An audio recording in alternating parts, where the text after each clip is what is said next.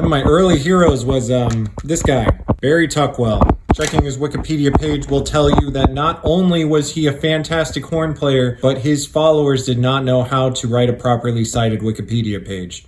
I think there may be more details that are important than that. I'm going to tell you the story of how I came to know of Barry Tuckwell, how I met him, and the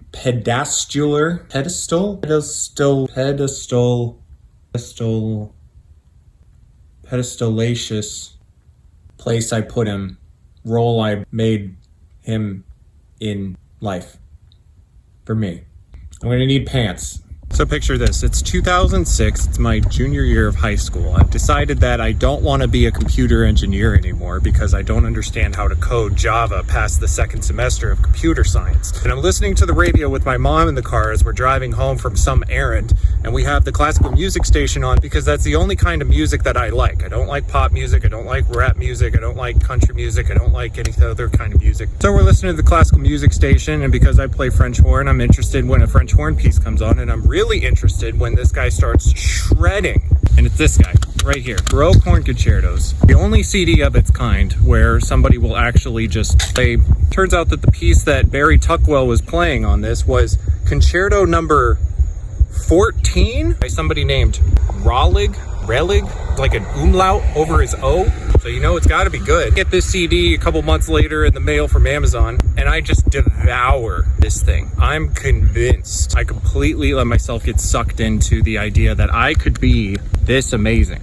And so I immediately start idolizing this Barry Tuckwell guy. It's unabashed, unaware. I start memorizing every note of these things. Start singing it in the car, start wanting to find the sheet music for it, start idolizing when I'm gonna play these things. I start thinking about when I'm gonna record a CD of this exact same track list. I start telling other people about it. I completely lose it. My dreams are no longer my dreams. Actually, that doesn't even make sense. I don't have any dreams of my own. I just start thinking about other people's identities and how I can have those for myself. Now again, you may be thinking, Jarrett, that sounds a little harsh. That sounds a little crazy. Got to give yourself a little more credit. You were 16. Nope, I bought into this hook, line, and sinker, and into my early adult life, and far too long after that, I continued to believe that being a professional horn player was the only way to salvation out of my problem, which was not specifically that I didn't want to be a computer engineer, but that I just didn't want to work. I didn't want to face reality. Reality goes something like this. Work,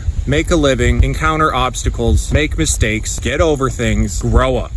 This was my Narnia. And I bought more CDs, and I bought lots of sheet music that I never played, that I never performed. Actually, that's not true. I made my mom buy all this sheet music. I amassed a collection of sheet music that I never played and never performed, although I wanted to. So there was always a burden of a backlog. And I told my teachers, this is what I want to do. This is how I want to do my career. When they said, what's your goal? I said, international soloist. And I would have people the entire way over the years tell me, well, you can't be an international soloist as a French horn player. That just doesn't exist. You're not a violinist. You're not a piano player, and you're not good enough. And I would just think that they're just blowing smoke. They don't know what they're talking about. They don't know my work ethic. They don't know how great I could be. They don't know how hard I worked my senior year, going from middle of the pack to first chair in band. I had people who supported me. I had people who taught me, and I felt like it was my only option.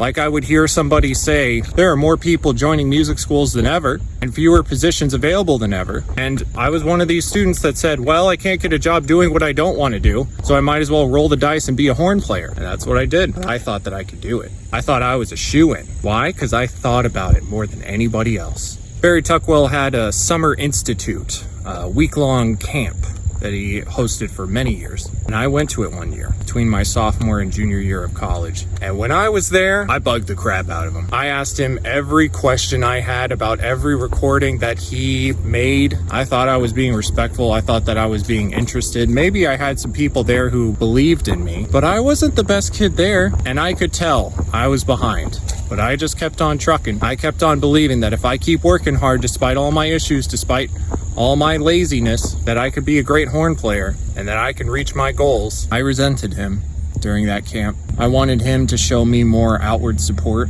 He autographed one of my pieces of music and he said, best wishes, good luck, something like that. I wanted him to think that I was some kind of star pupil deep inside, but I didn't tell anybody about that. I was probably his biggest fan there. But that's not how life works. You can't take rampant fanboyism and get success. You can't get success from not having the right upfront circumstances, not having done the work, not having the luck, and not having the people skills. It doesn't add up. So as it was becoming more apparent over the years that I was not able to compete successfully for orchestral auditions and just in general in music academia or networking, I got more bitter and I got more closed off. This especially bled into me working my first normal jobs in the service industry. Now I'm still talking several years in the past here. Now in my early 30s, I see that Barry Tuckwell was a great performer. He had a lot going for him. He was fantastic at some things. He knew how to work at it. He knew how to talk about it. He had the right connections. He had a great support network. And I was just one of his fans. And my anxiety and instability, he had nothing to do with. So for wrongs against me, real and perceived, virtually all of them perceived, I forgive him. And I'm sorry to him as well for putting such undue pressure on him, regardless of how much he knew about it. Tuckwell passed away in early 2020, and I'm glad that I can at least make this kind of indirect amends to him now. All right, I'm gonna head back.